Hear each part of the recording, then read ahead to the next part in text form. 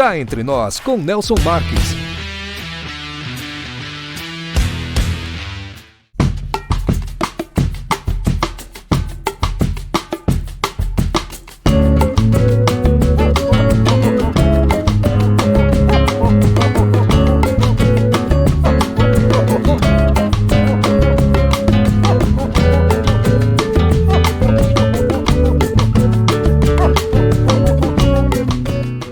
Você já conhece a indústria Marques da Costa? Fundada em 1964, a indústria Marques da Costa tem sido referência em excelência e inovação no setor açucareiro, revolucionando o processo de limpeza da tubulação dos evaporadores das usinas de açúcar e álcool. Nossa trajetória de sucesso e crescimento nos levou a expandir nosso portfólio para além do setor sucroalcooleiro, oferecendo agora soluções avançadas para caldeiras, pneus e polimentos. Aqui você e sua empresa são nosso maior compromisso. Para mais informações, entre em contato conosco. Em Marília, hospede-se no Estoril Hotel, no centro de tudo, com o conforto que você merece. Ótimas opções de apartamentos, para você desfrutar de dias tranquilos, seja para lazer ou para fazer negócios. A maior estrutura de eventos corporativos da região, academia, pet friendly, estacionamento privativo e coberto e um delicioso café da manhã. Em Marília, reserve o melhor para você. Estoril Hotel.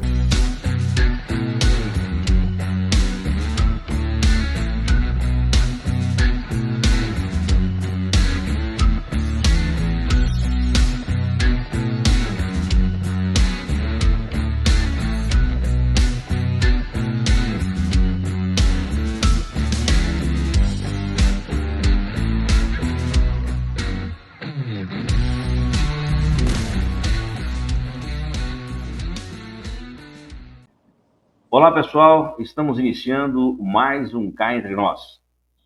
E vamos começar nosso programa de hoje com uma pergunta. Você já teve problemas com o seu plano de saúde? Negativas de cobertura, reajustes, abuso ou demora em autorizações? Esses são desafios que milhares de brasileiros enfrentam diariamente, mas é possível agir e garantir seus direitos. Hoje nós vamos conversar com o Dr. Luciano Gadiano. Ele é advogado especialista em direito de saúde e referência na defesa de pacientes contra abuso de operadoras. Ele vai esclarecer as principais dúvidas e mostrar caminhos para proteger o que é seu por direito. Obrigado por aceitar o nosso convite e seja muito bem-vindo, Dr. Luciano. Muito obrigado, Nelson. É um prazer estar aqui novamente no Cá Entre Nós e poder esclarecer algumas questões, tão relevantes para os direitos, dos consumidores em relação ao plano de saúde. Obrigado, nós que agradecemos a sua disponibilidade. E é verdade, o senhor disse bem, os planos de saúde são bons, mas na hora que a gente mais precisa, de vez em quando, vem aí com as surpresinhas que a gente não sabe como agir, a gente está vulnerável, de repente, com a situação que a gente está e acaba fazendo o que, na verdade, poderia ser melhorado ou ter um direito que você, um direito adquirido que você tem e nas entrelinhas o pessoal sai pela tangente.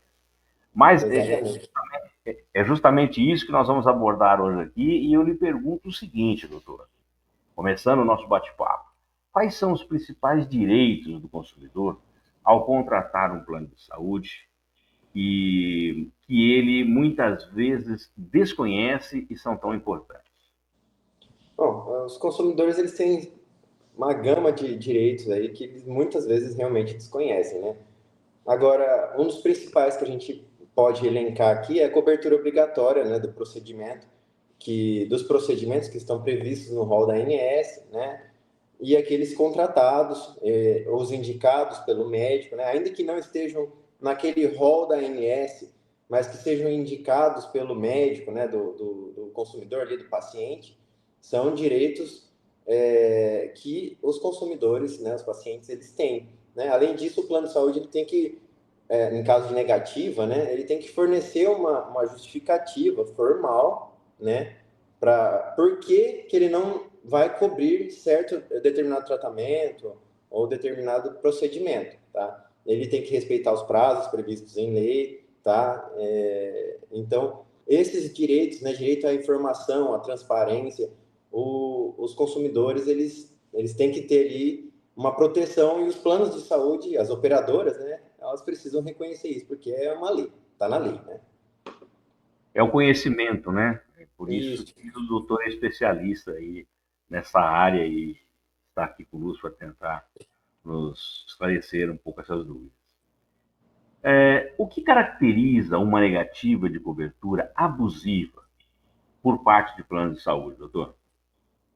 Veja, Nelson, uma negativa, ela é abusiva quando o plano de saúde ele se recusa a cobrir um tratamento essencial, mesmo havendo a indicação médica, né? E sem uma justificativa legal válida. Isso inclui negar tratamento fora do rol da ANS, né, que eu havia mencionado, quando comprovada a necessidade, recusar medicamentos off-label em situações específicas, né, negar procedimentos sob a alegação de serem experimentais, sem embasamento, né? Além disso, também pode ser considerado abusivo negar coberturas com base em cláusulas contratuais genéricas, né, ou interpretação restritiva. Tudo isso vai ali de encontro com o que eu disse, que é o direito à informação. E só para fazer um adendo, né, que eu falei aqui da medicação off-label, né, o que é isso? É que quando você tem um medicamento, geralmente ele tem uma lista de como ele pode ser aplicado, né, é indicado. Por exemplo, vou dar um exemplo simples. Dipirona, indicado para febre. Tá? Quando você usa dipirona para tratar outra coisa, o plano de saúde fala, mas isso aqui não é para tratar, isso aqui eu não vou cobrir. Então, quando tem indicação médica, o plano de saúde não pode Legal. fazer essas restrições, tá? São restrições abusivas. Se tem indicação médica, se tem estudo, né, mostrando já que, ainda que não esteja lá na bula ou não esteja em algum procedimento, que aquela medicação pode ser utilizada em outro tratamento de outra patologia específica, havendo a indicação médica, o plano de saúde não tem legitimidade de ir contra uma indicação do médico. Tá. E, doutor, pegando esse gancho, quando que o plano de saúde pode, legalmente, recusar a cobertura de um tratamento ou de um procedimento? Olha, existem algumas situações que a negativa pode ser considerada legal, tá? Como procedimentos não previstos na cobertura contratual ou tratamento, principalmente, geralmente, né, o que acontece é tratamento estético, tá? Mas, mesmo assim, tá? Na maioria das vezes, essa negativa ela pode ser revista, né? Ou quando também é legítimo o plano negar o tratamento, né? Quando estiver fora da rede credenciada. Isso também o plano de saúde pode negar, tá? Mas fora isso, determinadas negativas, assim, elas não são legais, elas podem ser revistas ali na justiça. Tá. Vamos lá, vamos falar então do consumidor. Eu, como consumidor, quando que eu posso e como que eu devo proceder ao receber uma negativa de cobertura que eu acredito, por exemplo, que ela seja injusta? Tá. O primeiro passo, a partir do recebimento dessa negativa, é pedir ela por escrito. Tá? Pede ela por escrito, com a justificativa detalhada. Tá? Isso é obrigação do plano fornecer. Tá? Em seguida, é recomendável que se faça uma reclamação junto à ANS e no PROCON. Tá? Faz o protocolo lá e faz a reclamação, registra. E se por um acaso a negativa persistir, o consumidor ele pode buscar o auxílio de um advogado especializado e ingressar com uma ação judicial para garantir o tratamento, né, ali de forma rápida, muitas vezes com pedido liminar. Que ele tem que, obviamente que ele vai ter que estar amparado aí por um advogado, certo? Ou não é necessidade, ou não há necessidade disso, por exemplo, de você ir no PROCON e fazer uma reclamação. Acho que tem que ter um embasamento, né, doutor? Na maioria das vezes, quando o plano de saúde ele fornece aquela negativa formal, né, por escrito, ele utiliza de certos termos que são, a gente fala o juridiquês, né? Do juridiquês. E a gente não entende nada, é isso aí. E aí, às vezes, a pessoa acaba não entendendo o que está escrito ali, né? É uma forma mais técnica, né, que eles colocam e, por vezes, o consumidor acaba precisando de um auxílio ali do advogado, tá? Não é obrigado. O consumidor ele pode fazer a reclamação na ANS e no PROCON sem o advogado. Inclusive, ingressar, assim, dependendo da ação, dependendo do valor, se encaixar nos requisitos do juizado especial, ele pode entrar também sem advogado nos juizados especiais. Isso vai depender se cabe, né? Se é possível entrar com aquela matéria no juizado especial, tá? Você não vai demandar uma perícia, enfim. Mas assim, um conselho, né, que às vezes a gente dá para as pessoas é que é melhor ingressar com qualquer medida judicial, inclusive nos juizados especiais, com o advogado, né? Porque ali vai ser tratado temas técnicos, tem a matéria processual, tem a ordem da matéria que está sendo tratada ali, né? Então, vai demandar um conhecimento específico. Então, para garantia do direito, é melhor que esteja acompanhada ali com o advogado. Mesmo porque as negativas, elas vêm por escrito e elas puxam leis, fazem referência a ANS e tudo mais, né? E a gente, às vezes, o leigo não vai entender isso. Exatamente. Acredito eu. Doutor, e o reajuste por faixa etária, ele é permitido? Em que situações, em que situações ele pode ser considerado abusivo? Tá, o reajuste, regra geral, ele existe, tá? É possível reajuste por faixa etária, mas ele tem que seguir umas regras específicas, tá? Ele se torna abusivo quando a correção, né, a alteração do valor é desproporcional, né? Ou discrimina, por exemplo, idosos, né? O Estatuto do Idoso, ele proíbe reajustes abusivos, né, para maiores de 60 anos, que tenham mais de 10 anos de plano, né? E se houver um aumento excessivo, é possível sim questionar na justiça. Mas vale ressaltar também que a gente muitas vezes precisa analisar de quando é o contrato, né? Quando o consumidor ele celebrou o contrato com a operadora, se foi antes da lei ou se foi depois.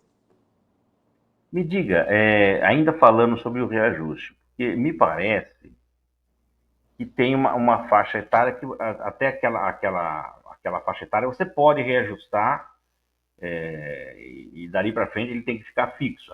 Só aplica os reajustes de inflação e outras coisas mais.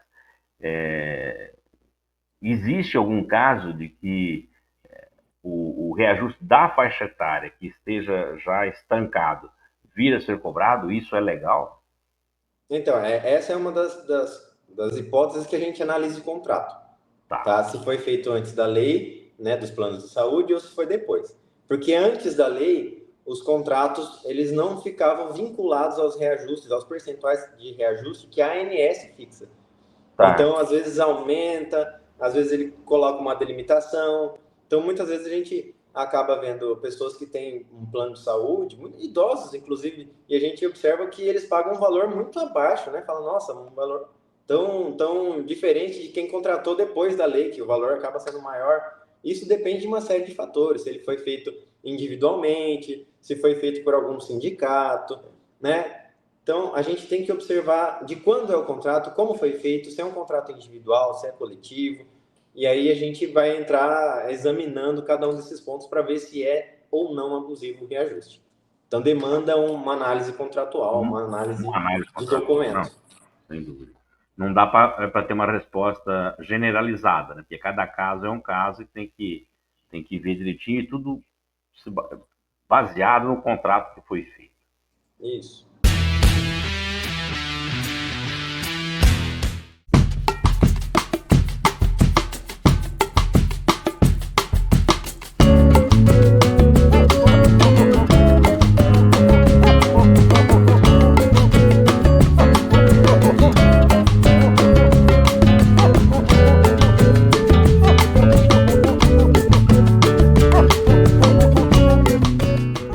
Você já conhece a indústria Marques da Costa?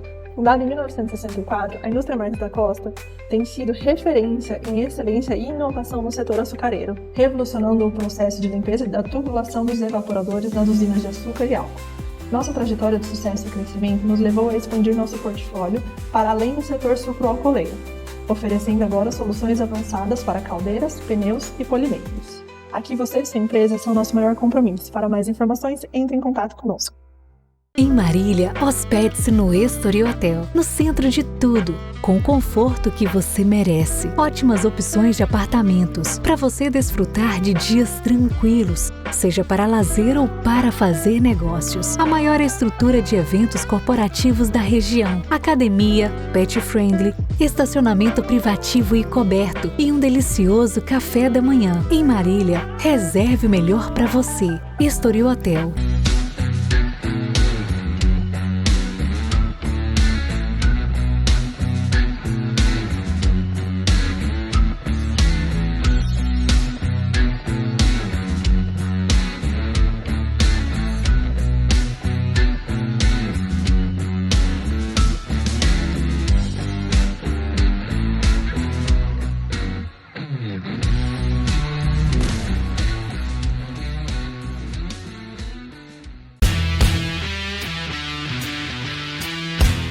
É possível recorrer judicialmente em casos de negativa de cobertura?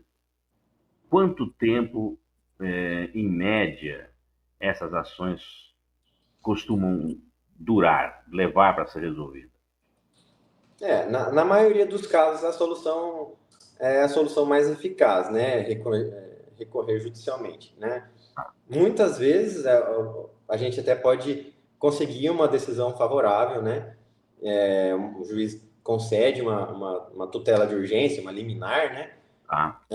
Não quer dizer também que o plano vai cumprir, tá? Infelizmente, acontece de você entrar na justiça, conseguir a liminar e o plano de saúde desobedecer. E aí o juiz vai lá e acaba fixando multa diária.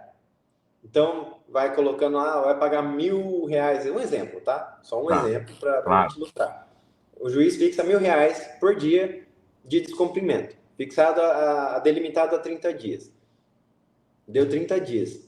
Não cumpriu, ele pode majorar essa multa e fixar mais um período. E assim, até chegar a um ponto que aí, outras medidas vão sendo tomadas, né, para que seja feito o efetivo cumprimento, tá? Agora, com relação ao tempo, isso é muito variável, tá? Porque também depende do caso.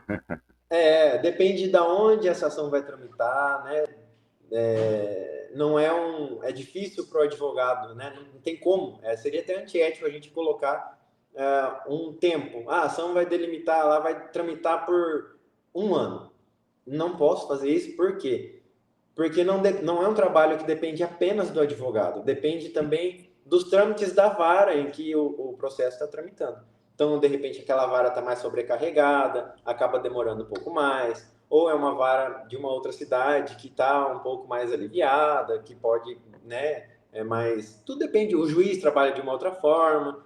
Então, não tem como a gente delimitar um prazo, tá? De quanto tempo vai demorar para o juiz analisar o pedido de tutela, o pedido liminar, quanto tempo vai acabar a ação, tem recurso, né? Às vezes vai para o tribunal, vai para o Superior Tribunal de Justiça, muitas vezes pode até ir para o Supremo Tribunal Federal. Então, a gente fixar um tempo, às vezes, é meio complicado.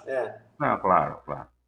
Doutor, quais são os documentos ou provas, né, são indispensáveis para abrir uma ação contra um plano de saúde que seja realmente relevante, né? Que você chega lá e fala assim, olha, aconteceu isso, eu tenho embasamento aqui que vai dar um certo resultado favorável. A principal se for um caso de negativa de tratamento, né, como é o objeto aqui, sim, você precisa pedir por escrito para o plano de saúde, tá? Pede a negativa por escrito, eles têm que fornecer isso, tá? E é muito interessante que você tenha também o contrato que você celebrou com o plano de saúde, porque isso vai possibilitar ao advogado saber quais as regras que vão ser aplicadas, se são aquelas que estão elencadas no contrato exclusivamente, ou se a gente vai poder aplicar as regras posteriores, né, à promulgação da lei. Tá. Então, o contrato do plano de saúde, a negativa, os comprovantes de pagamento do plano para mostrar que está tudo em dia, né? Eu estou cumprindo com a minha obrigação aqui, está tudo em dia, está aqui com os comprovantes de pagamento, né? Pelo menos dos últimos 6 meses, pelo menos, tá? Mas tem que estar em dia, tudo certinho. E os documentos pessoais, em suma, de forma resumida, esses são os essenciais. Posteriormente, a análise, a gente pede lá o relatório do médico junto com o prontuário médico, né? Os exames, né? Que o paciente fez, que indicam que ele já fez um tratamento prévio, que ele já tentou outras alternativas e não deu, e por isso é necessário que se faça esse procedimento que foi negado. Tudo isso a gente vai montando, né? Mas os essenciais são esses que eu falei. Sem eles, não tem como a gente ajuizar uma demanda. Tá. Doutor, uma outra perguntinha, ainda falando dos reajustes, eu esqueci de fazer uma pergunta. Como que os idosos, assim, um grupo frequentemente afetado por reajustes abusivos, podem proteger os seus direitos? Tá, eles devem acompanhar os reajustes, tá? Ano a ano, né? E sempre que eles perceberem ali que houve um reajuste um pouco excessivo, que se mostra aparentemente abusivo, ele tem que buscar uma assessoria jurídica, tá? Para que seja feita uma análise. Mas, fora isso, ele também pode abrir uma reclamação junto à ANS, tá? E as ações judiciais também têm sido eficazes, né? Para reverter esses reajustes irregulares.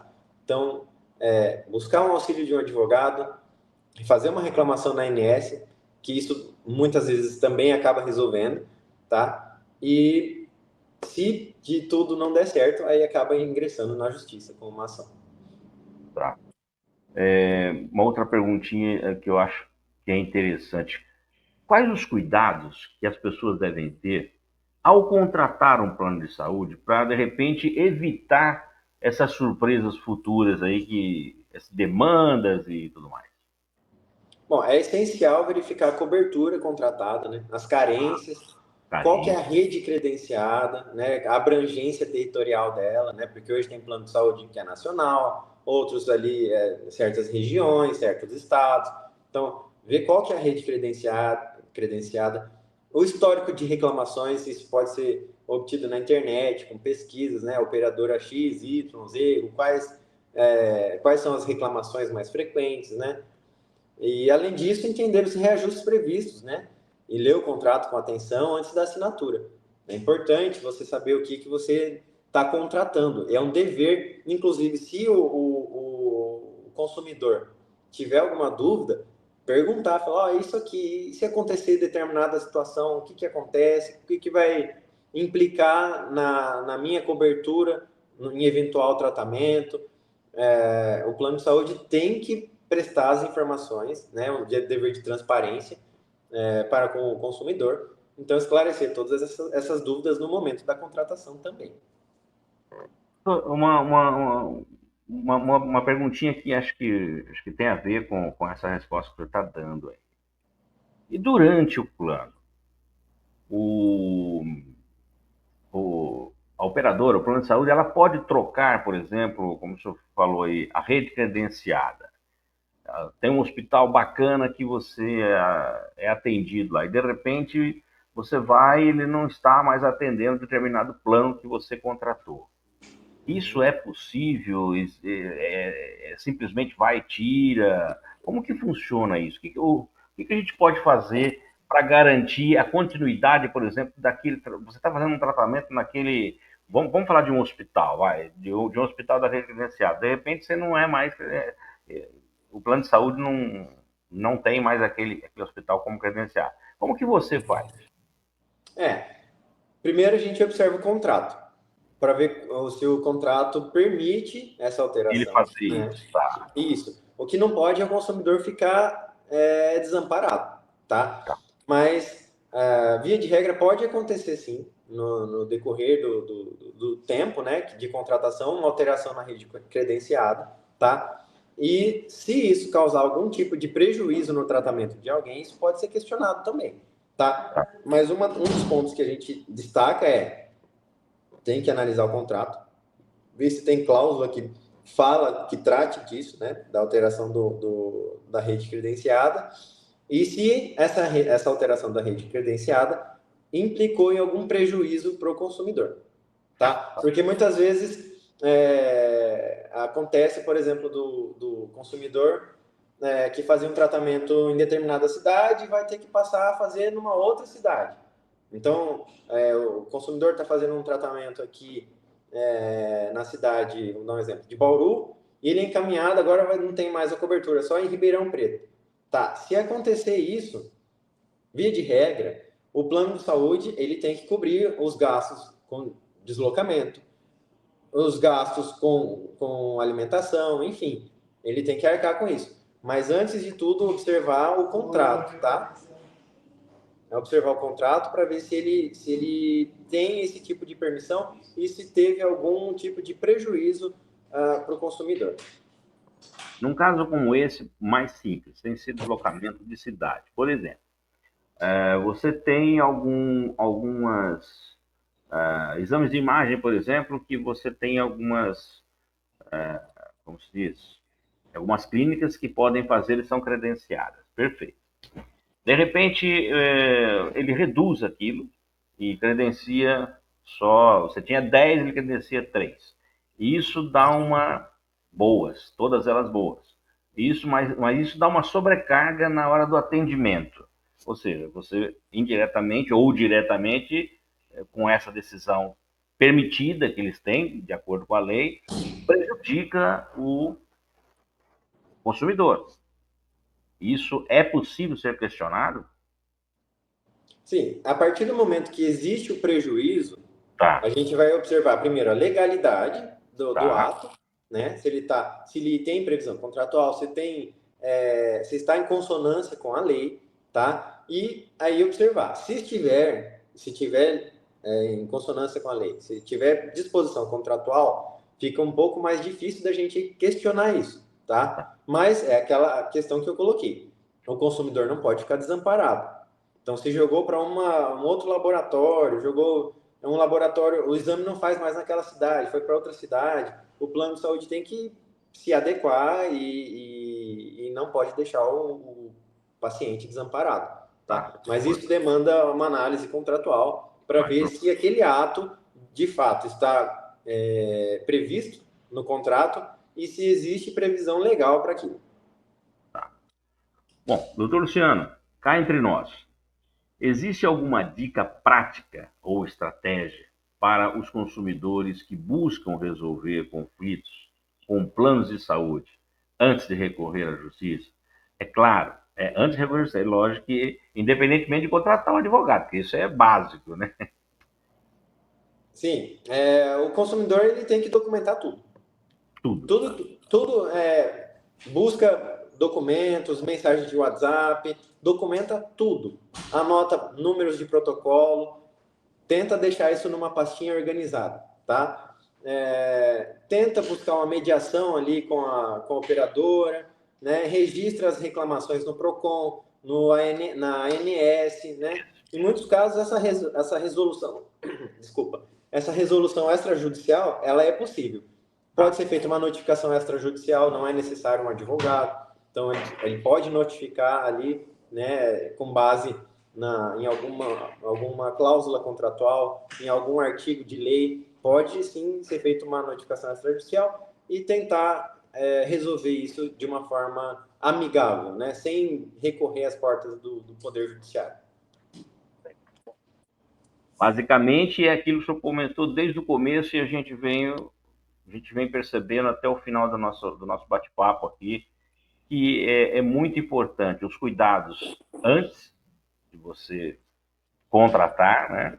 E que, de repente, você não entende muito, é bom que se tenha um suporte aí jurídico de alguém, de algum advogado na contratação, inclusive, para evitar problemas futuros. Né? Acho que Exatamente.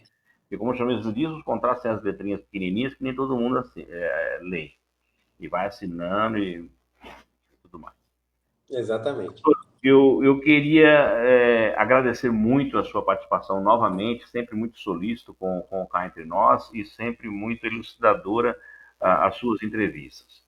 E eu vou pedir para que o senhor agora, eu vou colocar os seus contatos aqui e pedir para que o senhor deixe uma mensagem aí para os nossos seguidores aqui do Cá Entre Nós.